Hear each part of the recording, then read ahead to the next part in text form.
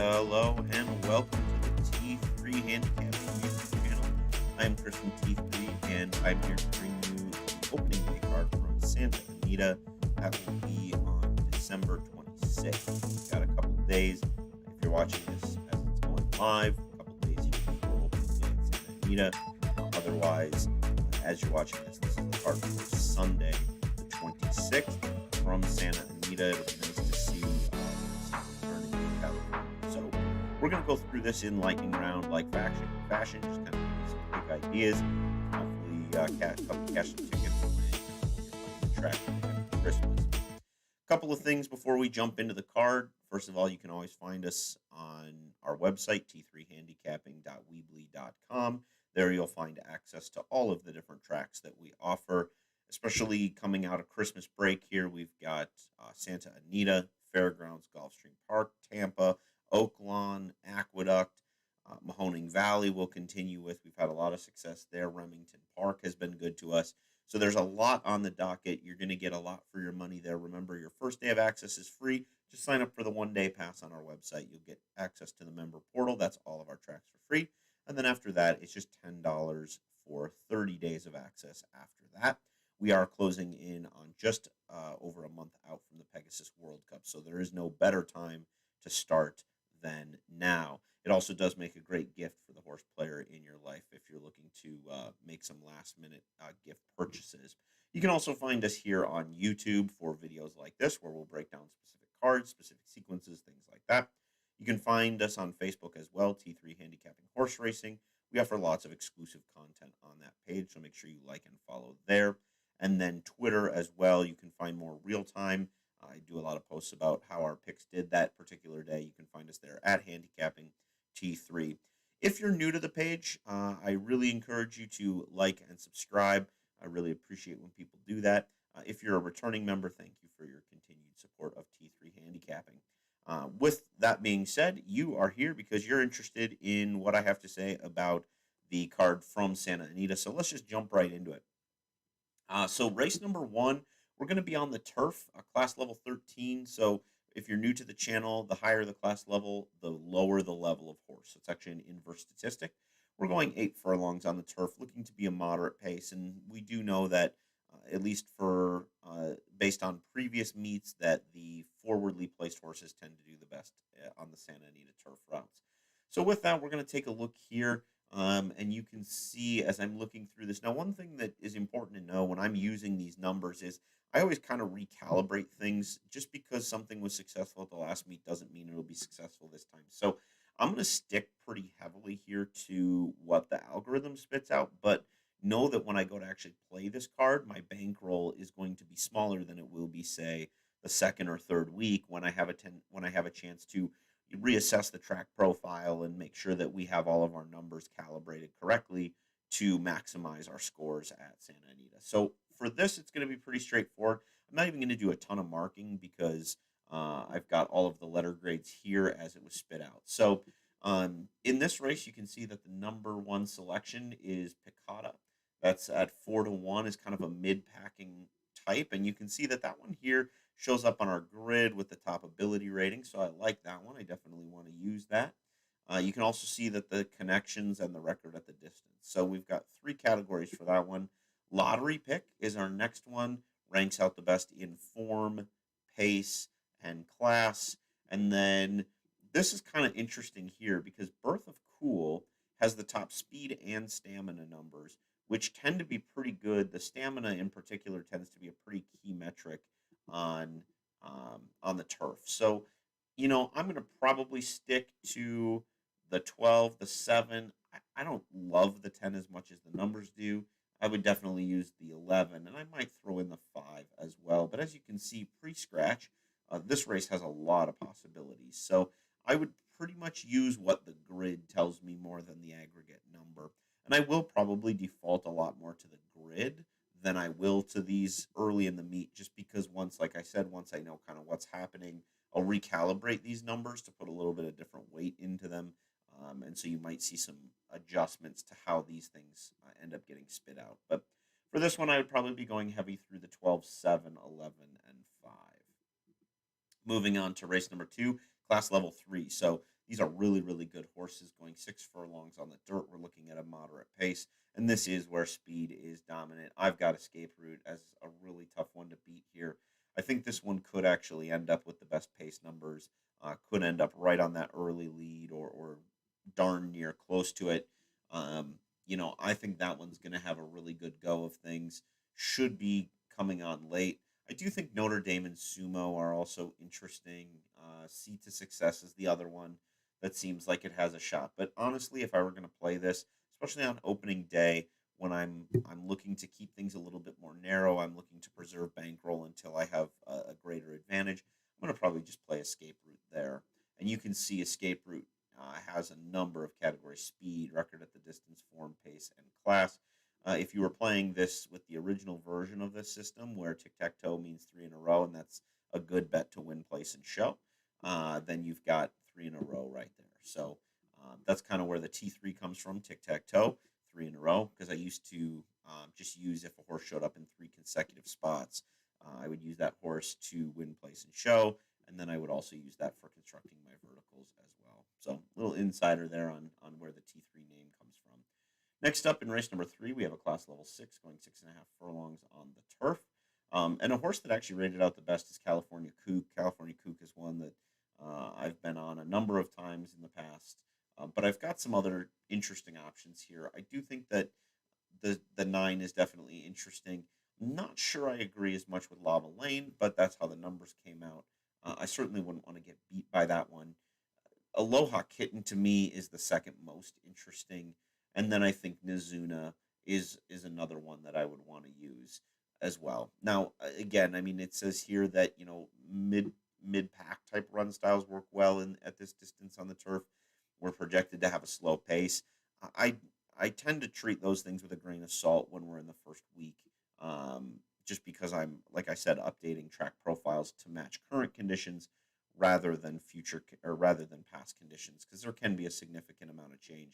I do also know there is the threat of some weather as well, which could totally flip this card on its head. So be aware of that. Keep an eye on the forecast in California.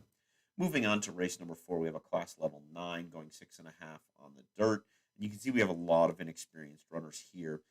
What's interesting about that is we have inexperienced runners, and yet somehow an unknown horse came out as the top rated. And that really should be something that's quite surprising. It is very difficult for a first time starter to get the top rating in our selections. So to me, that suggests that Hopkins is going to be a real good one. I would also use Patron de Oro and Dixie's Two Stents. I think those ones are important to have. I'm not as interested in using Soy Tapatio, who has the top form number, and is close in a lot of other categories. But I think if I was going to use another one, I would go with Shaz rather than Soy Tapatio. I just I think that one is more likely. It's just that there's no data on a first time starter. So again, that's part of what makes Hopkins so interesting is you wouldn't expect to see a first time starter getting the top ranking on our scale, but it does here. So that's promising, and it looks like you're going to get value. But with these races, anytime you have this many unknowns, watch the board. That's always a really important factor in knowing who's going to win those races. In race number 5, we have just about the lowest possible class level that you can have, which is a class level 1 going 9 furlongs on the turf. You'll recognize some of these names. It looks like it's going to be a moderate pace, and we are favoring front running types here. My top selection is Hit the Road. You'll notice other horses like Friars Road as well, who have been in some big spots. To me, I think it's those two. I know that Red Storm Risen has the top speed figure by a couple points, which is certainly always helpful. I mean, you don't want to go against the horse that's run the projected fastest times, but at the same time, I'm not entirely convinced that there's that big of a gap between those two. I'll kind of have to wait and see how the turf is playing.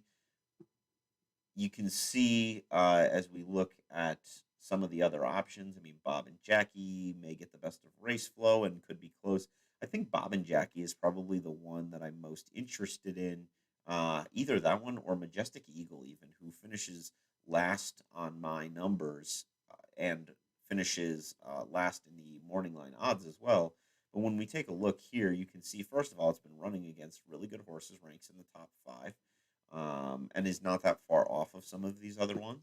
And then on top of that, you have a really good early pace, in fact, co-early pace, and then race flow. Now you'll notice that here it looks like they're tied, but then when we look up here at the pace number, it's only the four. That's because there's a rounding error that cut that off. So um, that's where you got it. But I think that's one where, as you're just looking, I mean, Hit the Road looks like the best chance. Friars Road looks like the second best chance. But I think there are some interesting horses in the three and the five that could get the job done, or at least come in for some exotic payouts.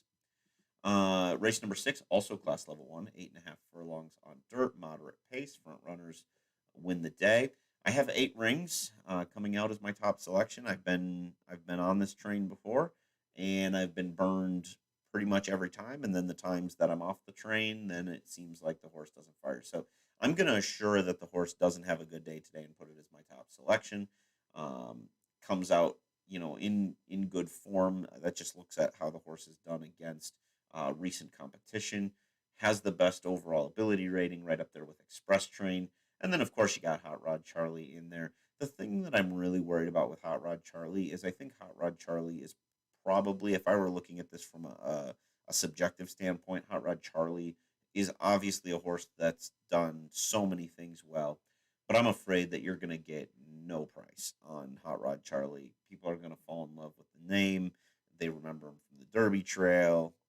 He's been the wise guy horse, and I hate betting Derby wise guy horses, Haskell wise guy horses. Like, everybody's kind of been waiting for this guy to take the next step, and he's always run really well. I wouldn't leave him out of my trifecta, but I'm just afraid he's going to get hammered. And look, this group, I know what my class numbers say. That's a numeric calculation. Hot Rod Charlie ran against the best, more so than an 8 rings, more so than an Express Train. Hot Rod Charlie was running against the best 3-year-olds. Um, but hey, it's going to be a step up here a little bit into some olders, and maybe we can get around that one. Nevertheless, he's a cool horse. I like him a lot.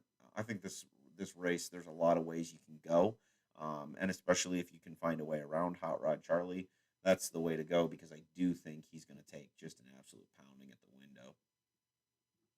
Race number seven, we're going class level three, 8 furlongs on the turf.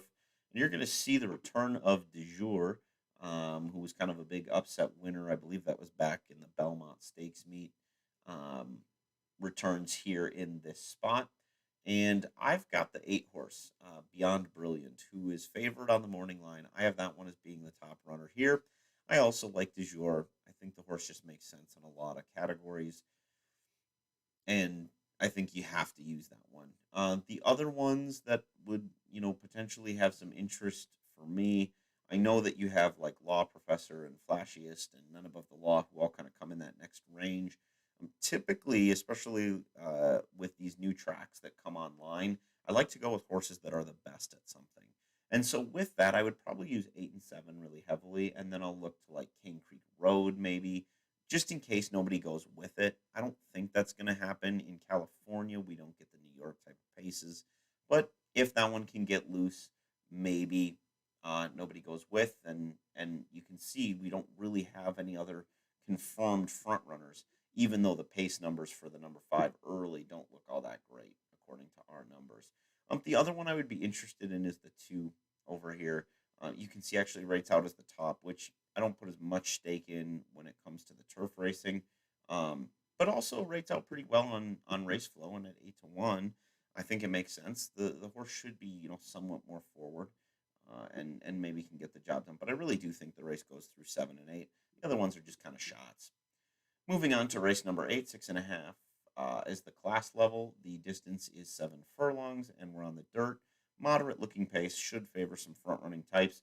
I love Private Mission here. I just think Private Mission is going to be really, really hard to beat. Honestly, in my plays, I'm going to just probably single through Private Mission and hope for the best. Um, living my best life is fine. Missy P is a solid horse. To me, it's the 4 and move on. I really do think it's that. I've got the top speed numbers, the top stamina, the top class. Right there, you've got yourself a winner. I've got the best jockey trainer. I've got a really solid in the money record at the distance. I've got the best number on race flow, and it's not even close. Early pace, I have this one being, probably out on the front, and now you've got a situation where he's playing catch me if you can out there, and I think that's just going to cause a problem. So all four, all private mission for me there. Moving on to race number 9, class level 6, 6.5 furlongs on the turf. This one looks to be slow and should favor mid pack, but again, when I see that it's going to be favoring, when it's going to be a slow pace, I tend to look for more forwardly placed horses because I think that makes a big difference. Here, I had Fantail that came out as the number 1 horse. You can see based on the number 1 categories, I've got that one in 4 different spots. I like that one a lot. Ultimate HY, Ultimate High is the next one that I would use, and I do tend to agree with that as well. After that, I think you really start to open the board a little bit. You've got runners that are kind of consistently second or third in a lot of categories, like Super Game and Another Eddie. You've got Rapid Transit, who comes in off of a good form line. Not really that interested in that one. You've got Kalan, who's in a couple spots. You have Glesga Gal, who is a front running type, has the best class numbers, co-class numbers basically with Fantail. Fantail makes more sense in other places. Christmas Surprise, a little bit of a hunch play there, but not really much to talk about in terms of metrics. And then you have Inner Beauty. I don't really see much there. So I think you can get pretty thin here, maybe going through the 1, 3, the 8, and maybe the 4 or the 5, whichever you prefer at a little bit of a price. But I think you're getting too deep there. I'll probably play through the 1 and 3, and it's looking a little chalky, but ultimately it's about cashing tickets as well. So gotta be able to do a little bit of both. The last, let's see, is this the last one? No, we've got a few more.